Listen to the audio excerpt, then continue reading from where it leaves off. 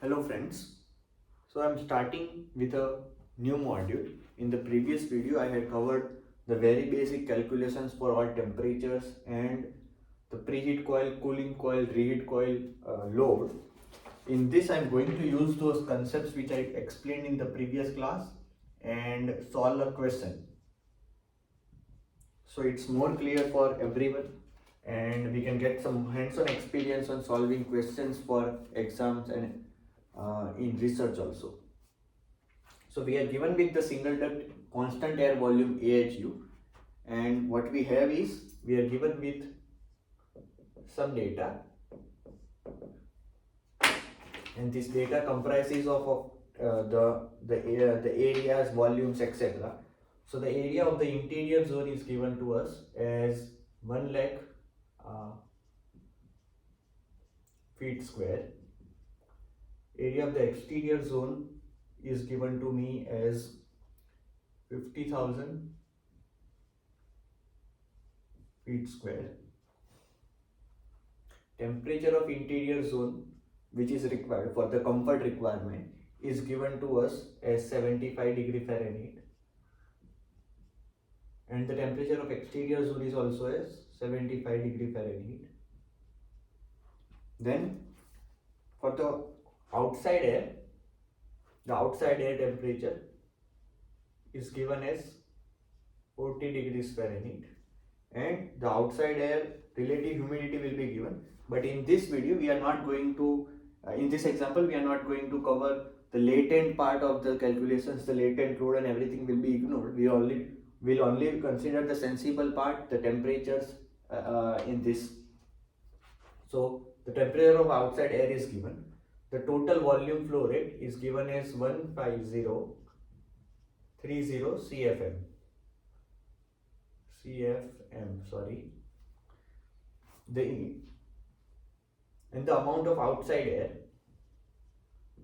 is given as 5 CFM per person.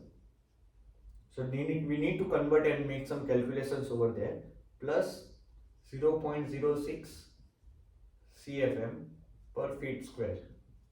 So there are some dependencies on the amount of outside air, and this could be a standard or a close to standard where we use some 5 CFM per person and 0.06 CFM per feet square of the area of the zones. So using this we can find out the total volume for the outside air. So in the interior zone what we have is we are given for the occupants, the number of occupants is given as 150 feet square per person. So each person needs a space of 150 feet square. So based on the space available in the zones, we'll have the number of occupants.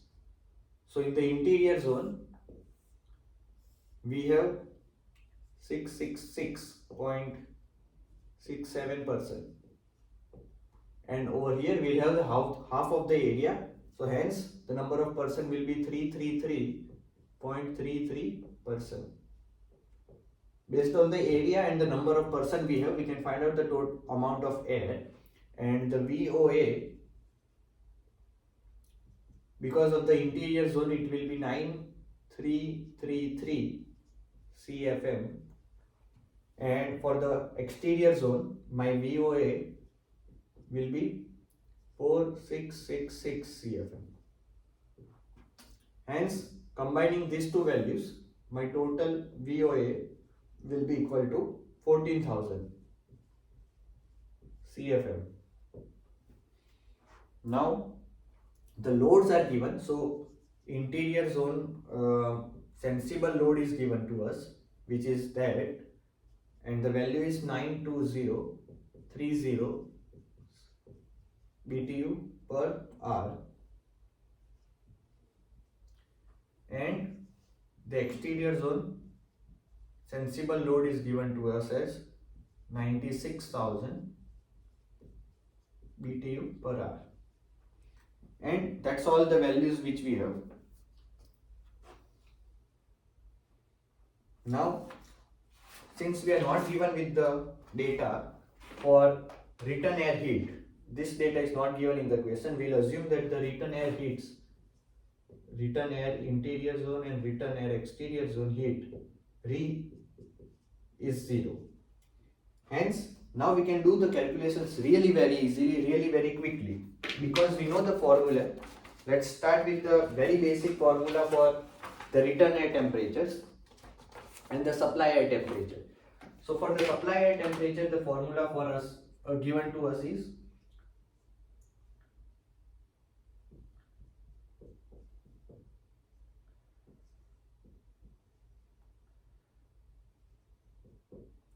divided by 1.08 into Vi. Right, that's the supply air temperature for the ith zone. Similarly, the return air temperature for the ith zone is Ti plus Qri divided by 1.08 into Vi. The next thing which we want to calculate would be the temperature of return air will be Tri into Vi plus Tre into Ve upon Vi plus Ve. These are all volume flow rates. That's why I am putting V dot at the top. So now let's just calculate the values for TSI and TSE. The TSI will be equal to, so the zone temperature is given to us as 75 minus QSI, which is 920 and 000 divided by 1.08. The volumes which we have calculated, okay, the volume we have not calculated yet, but we can assume that because we have a total area of 1,50,000 and the total volume of 1,50,000 CFM, we'll assume that for this zone it is 1 lakh CFM, for the other zone it is 50,000 CFM. So the volume flow for the interior zone will be, this would be 1 lakh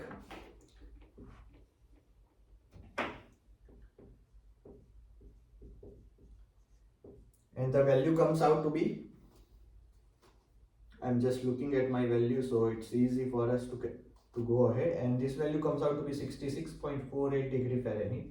Similarly, if I do the calculation for TSE, which will be 75 minus 96,000 upon 1.08 into 50,000, the value comes out to be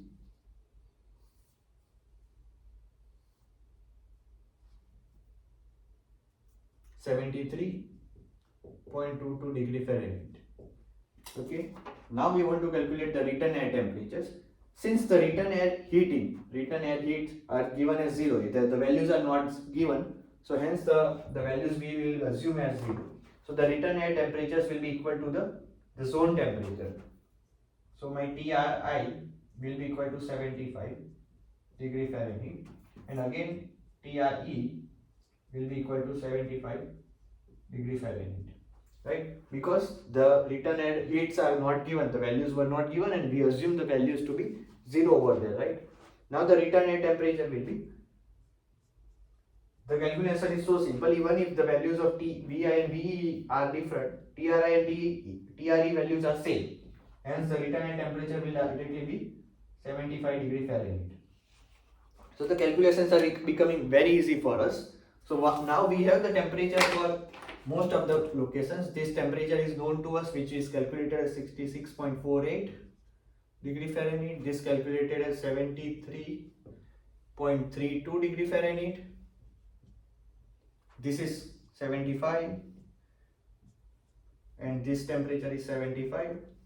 The volumes are known, this volume is known, this volume is known to us. This temperature is 75 degree Fahrenheit.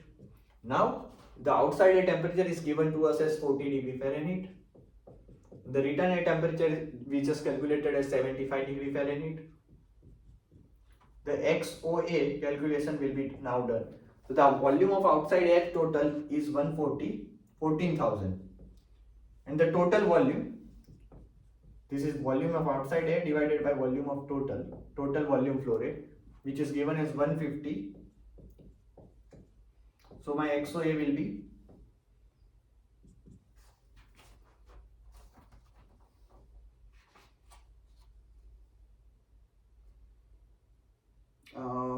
I 0.9 0.093. Now the next thing is to calculate the temperature of mixed air. So the temperature of mixed air formula is available to us. Temperature of mixed air will be temperature of return air plus XOA into temperature of outside air minus temperature of return air. Now all the values are available to us. Temperature of return air we have calculated, XOA I just calculated, TOA is given to us as 40 degree Fahrenheit, 40 degree Fahrenheit. I am extremely sorry. And the temperature of return air is given to us as, we just calculated 75. So I just need to put all the values. This is 75 plus 0.093 into 40 minus 75. So my temperature of mixed air will be equal to 71.7 degree Fahrenheit. So this temperature we have calculated is 71.7 degree Fahrenheit. Now obviously TCL never changes. By default the TCL we need to assume, if nothing is given, as 55 degree Fahrenheit. So this is 55 degree Fahrenheit. Now if you remember, the preheat coil only operates, the preheat coil operation. So if the temperature of mixed air or temperature of preheat entering is less than TCL, then my preheat coil operates and the energy used is this much.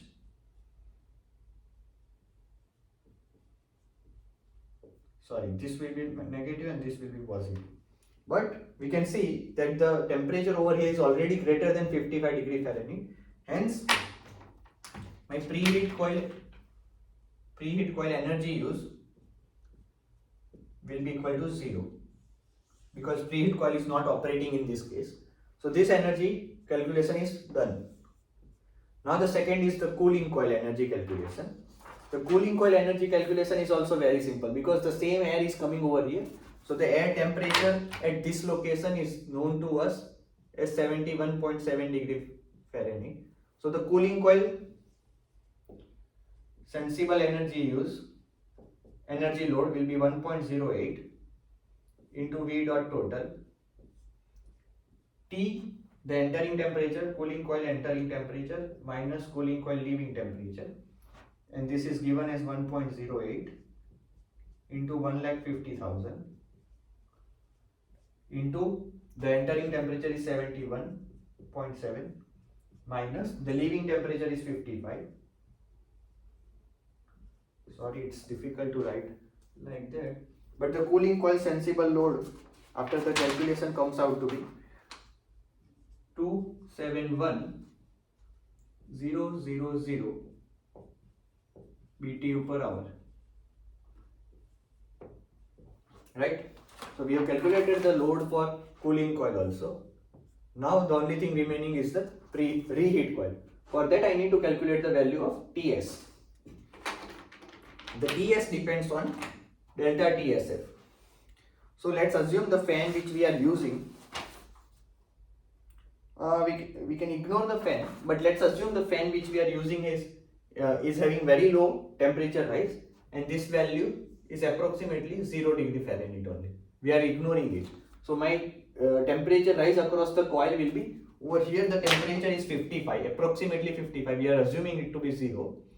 Because the fan power is not given, that's the only reason we are ignoring. If the fan power is given, we can use the formula for fan power, and delta TSF across the fan, I derived it in the earlier class, was 1.08 into V dot total. That's the temperature rise across the fan. W dot is the power of the fan which we are using, but over here the power is not given. Hence we'll assume it to be 0, and this is 55 over here, the same. Over here also it is 55 degree Fahrenheit, and the temperature rise across the reheat coil will be from 55 to 66.48, and for the exterior zone from 55 to 73.32. Now if I do the calculation, my reheat coil energy will be, reheat coil 1.08 into VI TSI minus TS. Now we have all the temperature values and the volume flow rates. So directly we can find out the value by substituting, and the RH for the interior zone comes out to be, I have the value calculated with me, so RH comes out to be 1240,000 BTU per hour, and RH for the exterior zone comes out to be 984000 BTU per hour. So in this way we have all the values calculated. The reheat coil energy load is calculated over there. The cooling coil energy load is calculated here.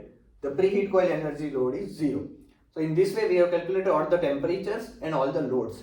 Now if we want to compare and have some understanding of if we are losing it or how much is the energy efficiency, that makes a very interesting point over here about the efficiency.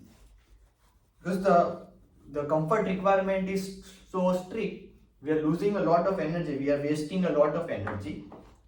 So let's just understand a very simple point over there, that we had the load of the total load was given to us as 920,000 and 96,000, which makes up to be 1,99,20 plus 96,000, sorry. This comes up to be 0, 0, 0, 6, 9, 10, 11 and 11. This was the actual amount of load. So if we input this much amount of energy, it should ideally be able to satisfy our conditions. But what we have right now done is, that's the amount of load which we have realized. So actual load is equal to 1240 plus 984,000 plus 271,000. So if we add all this, what we have is 4, 7, 4 and 1 5, 8, 15, 15 ને 4 19, 1 9 ને 1 10, 12, 12 ને 14, 2.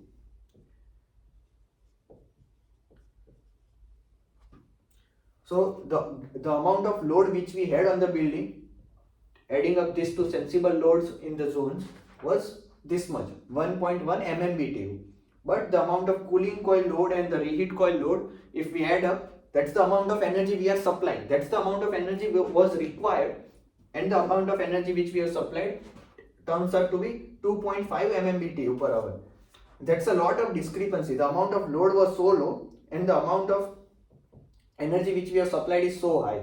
So there is a lot of discrepancy. If we make a ratio of this, it would come out to be 40%. So the efficiency of this overall AHU, air handling unit, which is a single duct constant air volume, is around 40% only. So we need some better modeling, better schematic, better working of this AHU to make the efficiency better, and we'll look upon the next AHU, which is single duct variable air volume, and that is one of the most efficient, not exactly most efficient. The most efficient is the dual duct variable air volume, but the single duct variable air volume is also the second highest efficient air handling unit, and we'll look it into the next video, next lecture. Thank you.